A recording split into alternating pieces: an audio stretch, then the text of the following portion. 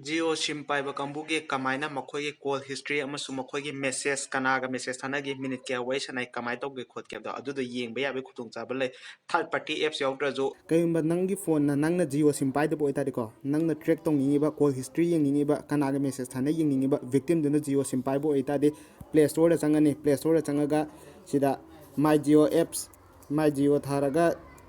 जियो थारागा एप्लीकेशन अमा डाउनलोड तौबेनी सी माय जियो एप्स से डाउनलोड तौबेनी अइदे हाना जियो पाइबनिना सी एप से डाउनलोड तौ लैरे अदुगा हाना जियो पाइबा कांबुगैदे हाइद्रजु यारमनी लोइना डाउनलोड तौना लैरमनी अदुगा सिदा चंगदुजे कम कईगुंबा कम नंगी जियो पाइबनिना को नंगी नसागी अकाउंट अमा लेजरेको अदुगा नंगी विक्टिम दुगी अकाउंट दो ट्रिक तौदोइनिको अदु विक्टिम दुगी अकाउंट नंगना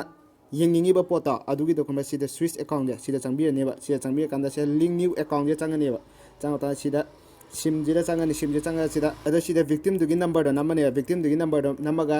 जनरेट ओटीपी जे चंगनी गा चंग मतम कमरा सी विक्टिम दुगी नंबर दो अदु ओटीपी 6 डिजिट के मेसेज लामगनेबा अदु मेसेज नंबर दो नंगी 6 डिजिट तो सिदा मथकी जिदा नंबर अनि सी मथकी नंबर गा से सबमिट तौनेबा आई जिदे नंबर परमिट में सबमिट सिदी यारोइको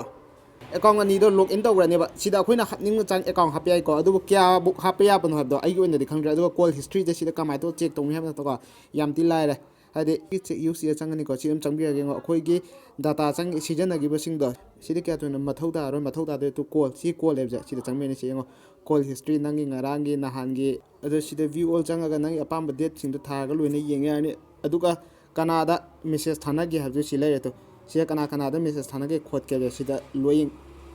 सिदा चंगा सी मेसेज थाबे चंगा लोइंग यानी अदुबो तौगदबो बुकोंब्रा सिदा यादुजे खंब्रा आउटगोइंग दो खतनी को इनकमिंग दि यारोय आउटगोइंग